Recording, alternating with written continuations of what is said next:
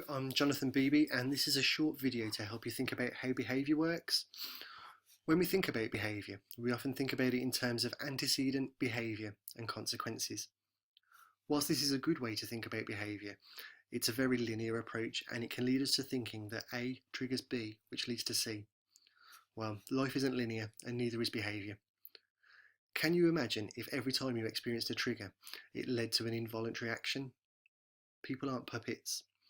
Those of you who have read my blog may have heard me talking about this before, and when discussing it, I like to talk about Rolos. Seeing a pack of Rolos doesn't trigger a specific behaviour. Seeing Rolos lets me know that Rolos are available. It's then for me to choose which behaviour I'll use to get them. Think for a minute about all the different behaviours you could use to get the Rolos. You could straight out ask for them. You can probably think of about 10 different suggestive statements you could make to get them. You could make puppy eyes looking at the Rolos longingly, or you could just take them. There's probably hundreds of different ways that you've learned.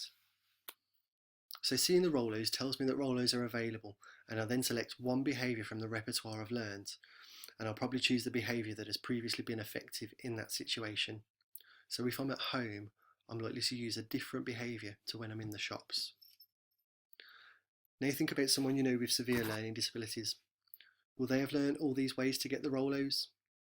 Probably not. Generally, people with a disability in learning will have learnt fewer behaviours to get what they want. And remember I said it depends upon what behaviours have previously been effective. Well, many people with learning disabilities have lived lives with a history of being told no or stop. People can be totally dependent upon others to provide for them when the provider is ready. They may expect to live disempowered lives where there's no point asking for things as their control is repeatedly taken away. This can lead to people with a disability in learning using unorthodox methods to get the Rolos. They may not follow our unwritten social rules, they may take them without asking, they might aggressively approach the person nearest to the Rolos and so on. So what should we do to help people in these situations? We could reduce their challenging behaviours.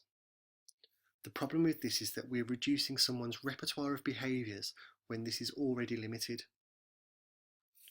We could remove the antecedent and make sure that they never see a pack of Rolos, which just isn't fair. Or we could support people to learn new, better, more effective ways to get what they want. These rules of behaviour apply to absolutely everything that we do. You could substitute Rolos with anything else. If you see something you want, you select the behaviours that are effective to get it. And it also applies to other situations. If we see a difficult task, we'll select the effective behaviours to avoid it. If you see someone you like, you'll select the effective behaviours to interact with them. And if you see someone you don't like, you'll select the effective behaviours to avoid them. These rules apply to all of us for everything that we do. People with learning disabilities aren't a different species or breed, they apply to people with learning disabilities too. So we have an ethical decision to make. Do we reduce the limited amount of behaviours a person has learned, or do we support people to learn better, more effective behaviours?